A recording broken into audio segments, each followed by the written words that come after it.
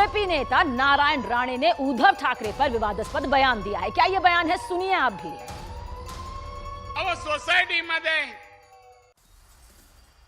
तुम्हाला जर परवानगी द्यायची असेल, बकरी ईदला द्यायची नसेल तर कंदीला दिवाळीची उतरवा। मला बाळासाहेब आठवले, गोळ्या घातल्या असते याला असं बोलल्यावर।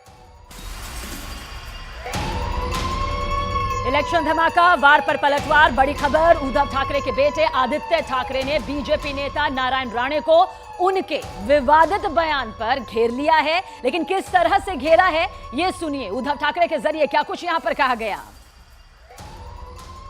आणि असे घाणेरडे विचार अशाच घाणेरड्या व्यक्तींमध्ये येऊ शकतात। निंदनीय म्हणजे एवढं धमकी ओपनली देणं उद्धव साहेबांना आणि त्यांचा जो हेतू आहे तो त्यांनी मनात जेवढा विष आहे यांच्या हे आता समोर येते। हे घाणीला आम्ही कधी ह्याच्यावर बोलत नाही, पण गेले 20 वर्ष यांना पगार मिळायचा आमच्यावर टीका करायला, शिवी द्यायला, पण उद्धव साहेबांना गोळ्या घाला एवढं बोलणं हे निंदनीय आणि एका जबाबदार नेत्यांनी बेजबाबदार आता झालेले आहेत। आधीपासून तो त्यांचा खरा चेहरा येतो, एवढं घाणेरडं वक्तव्य मी कधी ऐकलं नाही। आदित्यजी हे भाजपचा खरा चेहरा आहे। इलेक्शन धमाका, दिलचस्प मुकाबला महाराष्ट्र की बांद्रा सीट से, जहां मुकाबला बेहद कड़ा है और दिलचस्प भी। दरअसल बाबा सिद्दीकी के बेटे जीशान सिद्दीकी और उद्धव गुट के नेता और आदित्य ठाकरे के जो चचेरे भाई हैं जिनका नाम वरुण सरदेसाई है, उनके बीच में यहां बेहद कड़ा मुकाबला है। पूर्वी बांद्रा निर्वाचन क्षेत्र शिवसेना के लिए बहुत ही ज्यादा एक इंपॉर्टेंट सीट है, क्योंकि इसी क्षेत्र में पार्टी के संस्थापक बाला साहेब ठाकरे का आवास मातोश्री है। न्यूज 18 इंडिया से बातचीत करते हुए वरुण सरदेसाई ने अपनी जीत का दावा ठोक दिया और जीशान सिद्दीकी पर जमकर कुछ इस तरह से हमला भी बोला। महाराष्ट्र विधानसभा चुनावों में सभी पार्टियों ने पूरी ताकत झोंक दी है। सभी पार्टी क्लेम कर रही है कि वो जीतकर सामने आ रही हैं। इस पूरे मुद्दे पर बातचीत करने के लिए हमारे साथ उद्धव बाला साहब ठाकरे के उम्मीदवार बांद्रा सीट से हैं, पहली बार चुनाव लड़ रहे हैं वरुण सरदेसाई। वरुण, पहली बार चुनाव लड़ रहे हो, क्या रिस्पॉन्स आ रहा है पब्लिक का? नहीं, आप भी पिछले आधे घंटे हमारे साथ हैं, आप रिस्पांस खुद देख रहे हो। लोगों का ढेर सारा प्यार मिल रहा है, समर्थन मिल रहा है और वानरे पूर्व ये शिवसेना का पहले से गढ़ रहा है। और आज तो हमारे साथ महाविकास आघाड़ी है, कांग्रेस के सभी कार्यकर्ता आज हमारे साथ दिख रहे हैं। मुंबई में देखा जाए तो स्काई सुपर बिल्डिंग है, बड़े बड़े सोसाइटीज हैं, लेकिन जो आप ये एरिया में कैंपेन करो, इस एरिया की क्या खास बात है? नहीं, सिर्फ ये एरिया नहीं, लगभग 90% वानरे पूर्व की जो जनता है वो स्लम में रहती है। सबको अपने अपने पक्के घर चाहिए और इसलिए रीडेवलपमेंट ये इस कॉन्स्टिट्यूंसी का सबसे बड़ा मुद्दा है। हालांकि अगर आप लोकेशन टू लोकेशन देखें तो मुद्दे अलग अलग हैं। कई सारी जगह 40-50 सालों से लोग फैमिलीज यहाँ पर बसी है, पर वो पूरा लैंड अभी भी डिफेंस के पास है, तो जब तक वो रेवेन्यू को ट्रांसफर नहीं होता वहाँ पर एसआरए हो नहीं सकते। और बहुत सारे एसआरए प्रोजेक्ट्स भी कई सालों से अटके हुए हैं। अलग अलग एमएलए आते हुए भी, नए नए सरकार आते हुए भी कुछ काम हुआ नहीं, और खास करके पिछले 5 सालों में। लेकिन सबसे बड़ा चैलेंज ये है कि आपके अलायंस में कांग्रेस है, इस बार यहाँ पे कांग्रेस के एमएलए थे जीशान सिद्दीकी, लेकिन उन्होंने आप वो जो महायुति में चले गए। वो क्लेम कर रहे हैं कि उनकी जनता, उनका जो वोट है, उनके जो लोग हैं उनके साथ एक बार फिर से जीत के आ रहे हैं।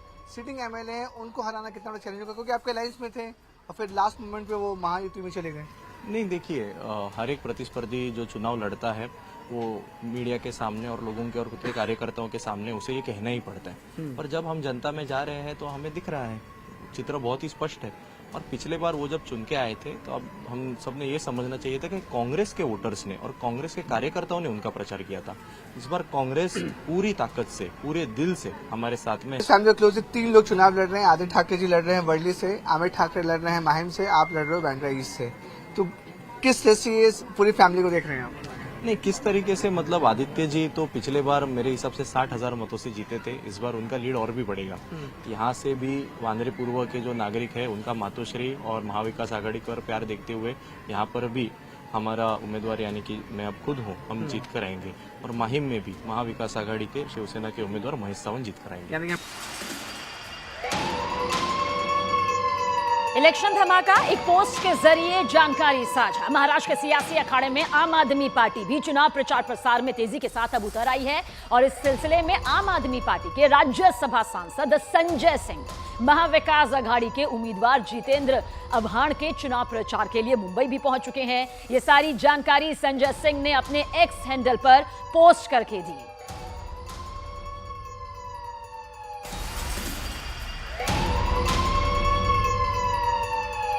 इलेक्शन धमाका, सियासी तपिश। विधानसभा चुनावों की सियासी तपिश के बीच महाराष्ट्र के पालघर में पुलिस को एक वैन से 3 करोड़ 70 लाख रुपए कैश मिले हैं। ये कैश एटीएम वैन में था।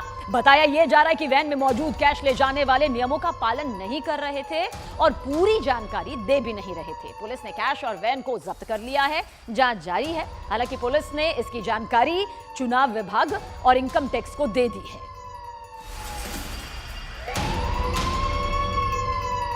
इलेक्शन धमाका, मांगे ही मांगे किस तरह से रखी जा रही हैं। इस बीच ऑल इंडिया उलेमा बोर्ड ने महाविकास अघाड़ी के सामने समर्थन को लेकर अपनी 10 डिमांड रख दी है। जी हां, ऑल इंडिया उलेमा बोर्ड का कहना है कि अगर महाविकास अघाड़ी की तरफ से 10 मांगों को मान लिया जाए तो चुनाव में बोर्ड एमवीए यानी कि महाविकास अघाड़ी का समर्थन करेगा।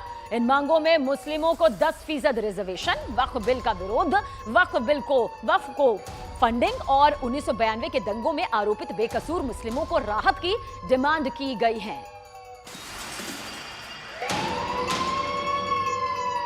इलेक्शन धमाका, झारखंड विधानसभा चुनाव जिसमें पहले चरण की 43 सीटों का अंतिम प्रचार प्रसार का दौर यहां पर आ गया है और साथ ही झारखंड के चुनावी रण में गृह मंत्री अमित शाह ने कांग्रेस पर जमकर हमला भी बोला है। झारखंड में पहले चरण का चुनाव 13 नवंबर को होना है। झारखंड के छतरपुर की रैली में उन्होंने राहुल गांधी पर संविधान का माखौल उड़ाने का आरोप लगाया।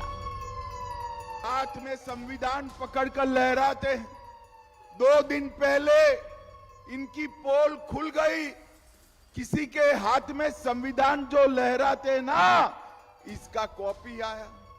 ऊपर तो भारत का संविधान लिखा था, अंदर सारे के सारे पन्ने कोरे थे। राहुल बाबा, संविधान का तो मखौल मत उड़ाओ। संविधान आस्था का सवाल होता है, विश्वास का सवाल होता है। आपने नकली संविधान लहराकर बाबा साहेब आंबेडकर और संविधान सभा का अपमान किया है। एक कांग्रेस पार्टी संविधान को मजाक बनाकर रखती है। इलेक्शन धमाका, चुनावों पर तीखी बयानबाजी का साया। यूपी में 9 सीटों पर होने वाले उपचुनाव को लेकर बयानबाजी का दौर अब और भी तीखा, तेज तर्रार होता जा रहा है।